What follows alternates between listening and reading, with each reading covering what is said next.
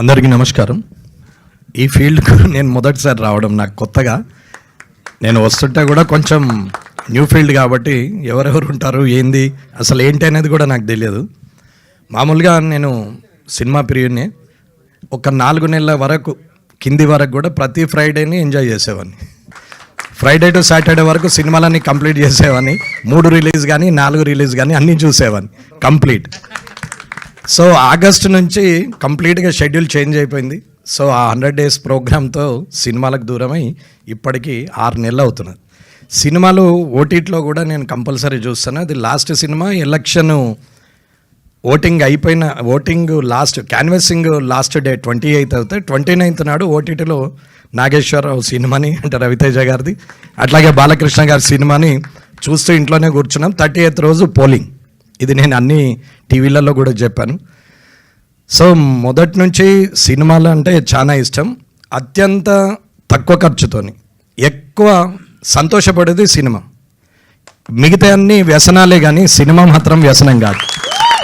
So మిగతా అలవాట్లు ఏమున్నా అది తన ఆస్తుల్ని కరిగిస్తుంది, కానీ ఈ సినిమా మాత్రము పెట్టిన 150 రూపాయల్లో 100 కోట్ల సంతోషం అనుభవించవచ్చు.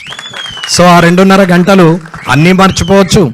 ఇలాగే సత్యం గారిలాగా ప్రభాస్ శ్రీనివాస్ లాగా వీళ్ళలాగా కామెడీ చేస్తుంటే అది చూస్తూ జ్ఞాపకం చేసుకుంటూ బాగా సినిమాలు చూడొచ్చు. నేను సత్యం గారి పొలిమేర సినిమా కూడా చూశాను. 1, 2 చూడలేకపోయాం, టైం లేదు. సో ప్రభాస్ శ్రీనివాస్ గారిది చాలా కామెడీ సీన్స్ చూసాం. బ్రహ్మానంద గారు నుంచి మొదలు పెడితే అంటే సుత్తివేలు వీరభద్రరావు గారి నుంచి మొదలు పెడితే ఇప్పటి కమెడియన్స్ వరకు కూడా అందరి కూడా నోటెడే.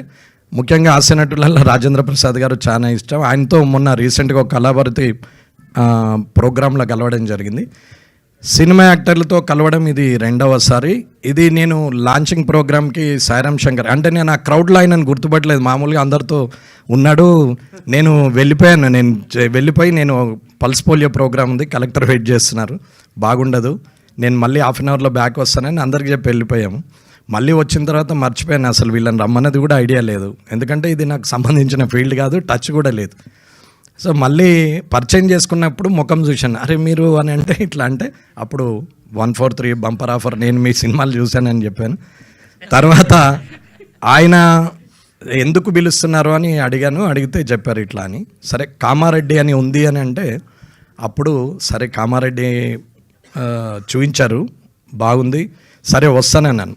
అంటే ఆయన పిలిస్తే వచ్చిండని ఆయన అనుకుంటుండు, ఎప్పుడు పిలుస్తాడా నేను వస్తాను నేను అనుకున్నాను. ఎందుకంటే ఇది ఇంట్రెస్టింగ్ ఫీల్డ్. వాస్తవంగా నేను ప్రేమ ఖైదీ మన మాలాశ్రీ గారు అండ్ హరీష్ గారు దాని ఏమంటారు సెలక్షన్స్ కోసం నేను కూడా అటెండ్ అయ్యాను, ఆడిషన్స్. నేను అప్పుడు కాంట్రాక్ట్ చేసేవాడిని. ఆడిషన్స్కి వచ్చాము, తర్వాత ఫైనల్ ఆడిషన్స్కి మిస్ అయిపోయాం, రాలేదు. అది బిజినెస్ మీద ఇంట్రెస్ట్ అట్టే వెళ్ళిపోయాము. ఫీల్డ్లోకి రావాలని ఇంట్రెస్ట్ చాలా ఉండేది, చిన్నప్పటి నుంచి అలాగే పెరిగాం. పొలిటికల్ ఇంట్రెస్ట్ 2000లో స్టార్ట్ అయింది. సో తర్వాత రాజశేఖర్ రెడ్డి గారి ద్వారా ప్రయాణం చేస్తూ అలా పబ్లిక్లో అంటే మనం ఉన్నప్పుడు ఎవరైనా మనకు పవర్ ఉన్నప్పుడు కానీ డబ్బు ఉన్నప్పుడు కానీ మనము పబ్లిక్లో సెలబ్రిటీగా ఉన్నప్పుడు కానీ మనము అందరూ ఐడెంటిఫై చేసేటప్పుడు ప్రతి ఒక్కరూ మనకు రెస్పెక్ట్ ఇస్తారు. కానీ మనం చనిపోయిన తర్వాత కూడా జ్ఞాపకం ఉంచుకుంటారు చూడండి, ఆ లైఫ్ ఉండాలి. కాబట్టి అది ఏ ఫీల్డ్లో పనిచేస్తుంది అంటే పొలిటికల్ ఫీల్డ్లో పనిచేస్తుంది. సో మనం చనిపోయిన తర్వాత కూడా 100 సంవత్సరాలు గుర్తుంచుకుంటారు జనం అంటే ఆ ఫీల్డ్లో మనం చేసే మంచి పనితోనే అనే ఉద్దేశం మీద అటు టర్న్ అయ్యాం. సరే ఇక్కడికి తను వచ్చిన తర్వాత రావడం నాకు చాలా హ్యాపీగా అనిపించింది. So this is the first time. ఏది ఉన్నా ఉన్నప్పుడే కనపడుతుంది, మంచితనం మాత్రం మనకు లేనప్పుడు కూడా కనపడుతుంది. ఆ కనపడేదాన్ని చూసుకొని ఎదిగితే ఒకరోజు ముందుకు అడిగేసే ముందర ఒక్కరోజు వెనక్కి మరి చూసుకుంటే మనం వచ్చిన స్థానం ఇక్కడ నుండి మనం ఏ స్థానంలో ఉన్నామనేది ప్రతిరోజు మనం గమనించుకుంటే మ్యూజిక్ డైరెక్టర్ గారు భీమ్స్ గారు అన్నట్టు మార్పు మనలో రాదు, ఎదుటోళ్ళలో కూడా రాదు. వేరే వాళ్ళు చెప్పాల్సిన అవసరం లేదు. మనం ఒకరోజు వెనక్కి ఉంటే ఏ రోజు నుంచి వచ్చినామని. నేను రోడ్డు మీద నిలబడితే ఎప్పుడో 10 ఏళ్ల క్రితం 2006లో జిల్లా పరిషత్ చైర్మన్గా చేశాం. అప్పుడు లిక్కర్ దాని మీద మాఫియా మీద ఫైట్ చేసాం. చాలా క్రేజ్ వచ్చింది. తర్వాత 10 ఏళ్ళు బ్యాక్ వెళ్ళిపోయాం. మళ్ళీ ఐడెంటిఫికేషన్ కోసం రోడ్డు మీద నిలబడితే గుర్తుపట్టే వాళ్ళు చాలా తక్కువ మంది.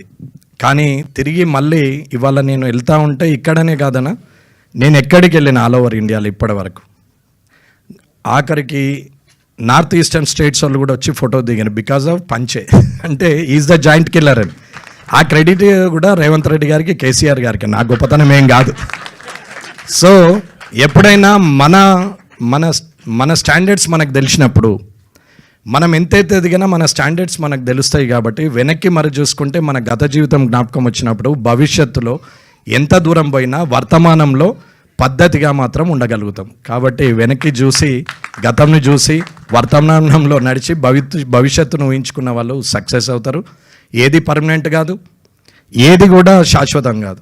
ఒక్క పేరు తప్ప ఏది శాశ్వతం కాదు. డబ్బు కాదు, పర్సనాలిటీ కాదు, ఏది కాదు.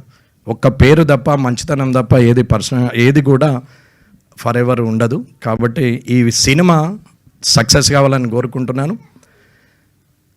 నన్ను పిలవడానికి నేను ఎంతైతే సంతోషపడుతున్నానో, ఈ సినిమా సక్సెస్ అయితే నా గెలుపులో పొందిన ఆనందం కన్నా ఎక్కువ పొందుతా అనేది అంటున్నాను. కాబట్టి అందరూ కూడా ఒక సినిమా సక్సెస్ ఒక హీరోకో, ఒక హీరోయిన్కో, ఒక స్టార్ కమెడియన్కో, స్టార్ విలన్కో కాదు, బిహైండ్ ద స్క్రీన్లో ఉన్న వేల మంది, లక్షల మంది భవిష్యత్తుకు సంబంధించింది. కాబట్టి వాళ్ళ జీవితాలకు, వాళ్ళ కుటుంబాలకు సంబంధించింది. కాబట్టి ప్రతి ఇండస్ట్రీ చల్లగా ఉండాలని, ఖచ్చితంగా సినిమా ఇండస్ట్రీలో చాలామంది ప్యాషన్గా వస్తారు. ఆ ప్యాషన్లో కొందరు సక్సెస్ అవుతారు, కొందరు గారు. సక్సెస్ అనేవారు ఏమి హీరో కాదు, సక్సెస్ అనే వాళ్ళు ఫెయిల్యూర్ కాదు. కానీ ప్రతి దాంట్లో టాలెంట్ ఉన్న వాళ్ళు చాలామంది కనుమరుగై ఉంటారు. టాలెంట్ లేకున్నా కొందరికి లక్ వచ్చినా సక్సెస్ అవుతారు. బట్ ఎప్పుడైతే సక్సెస్ వస్తుందో, ఆ సక్సెస్ రావడానికి పడ్డ కష్టం కన్నా అది నిలబెట్టుకోవడానికి 100 రెట్లు కష్టపడాల్సి వస్తుంది. అందరూ అనుకుంటారు సక్సెస్ అయితే సక్సెస్ అయిందని.